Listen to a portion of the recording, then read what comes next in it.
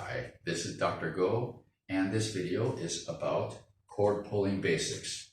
Yes, so I see a lot of my students having trouble with chord pulling when they first come to me or when they first start approaching chords. A lot of them think they have to add more strength, more weight into the bow, and if added at the wrong time, it starts to make kind of a scratchy sound. So let's go over what makes a good successful chord. Okay, so a lot of people make the mistake if they only listen to YouTube videos and you don't study them properly, the videos properly, then they start to think, sorry, not the tutorials, but they watch only performances. There are some very nice tutorials out there, but if these young students are only watching performances and they're not watching carefully, they think that in order for a chord to be loud, they only have to play the last two notes, the top two notes loud. And nothing could be further from the truth. To make the chord loud, the bottom notes need to be loud as well.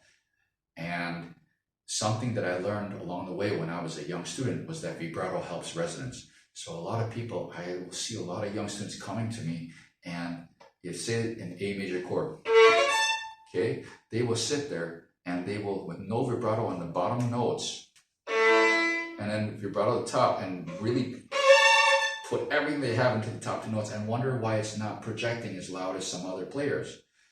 Well, if you add vibrato to the bottom, the resonance is a little better.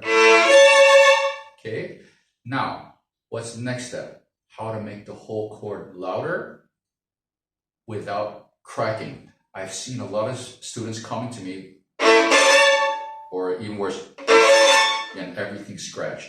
I see a lot of this. So I understand they're trying to play loud, but a lot of them are putting a lot of strength. And also they're kind of having a shape to their arm that is not really helping them. I cover the shape of the arm. It's kind of like a letter C in my bow basics video. I'll share the link down below. And this is something that I also have a lot of students do in variation C of Twinkle Twinkle Little Star. I have some tutorials on that, but I think the bow basics video might be a little bit more helpful because it describes the letter C. However, the difference is this. When you're doing single notes, okay,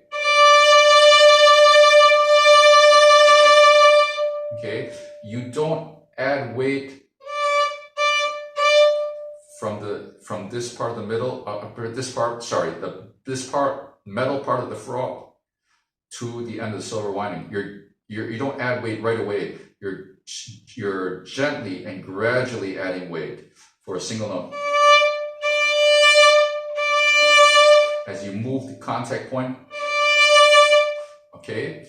For a chord, it's a similar thing, but you're adding a lot more weight. Okay, it's a lot more weight. It's still gradually, and it's not all at once. It's a gradual thing. I like to talk about a chord being a vowel catch of the string versus a consonant. And I like to talk to my students that they should be approaching the chords like a vowel, not, but as a vowel. And what that sets you up for is, because now you pull the bow towards the bridge, it's relaxed because you're adding weight, you're just using weight, you're releasing weight into the bow. You're not pushing or anything, you're just using your natural arm weight. You just have to hold the bow a little bit, release the weight a little bit as you cross from D to A string, okay? And then you can add it back. And generally, if you watch a lot of really great players, they tend to add weight somewhere between 1/4 to 1/3 of the bow after the break. Okay, I'm not sure why they choose to break at different points. I just know that players I would say really great players, they tend to add weight between these 2 points. I rarely see any of them add weight here. They do sometimes, but usually it's somewhere in here between 1/4 to 1/3. So break over and add the weight. Add the weight back. at the bridge, and that's where we add the vibrato back. So the vibrato mirrors the amount of weight into the string. Yeah? As you're adding weight, the vibrato intensifies. Break over, just life in the hand. You don't have to shake the violin or anything. Just life in the hand, but you don't want to be still and stuck either. Just gentle loose. As you're breaking over, hit those two strings and you can let it ring. Okay, and the shape is still this letter C. So we're starting in the middle contact point here, this part of the string. And as we're adding weight, we're bringing it to the bridge. So you can see it's like the beginning of a letter C here. We're going straight down, and then we're releasing out here to keep the bow at the bridge. Yes? This way.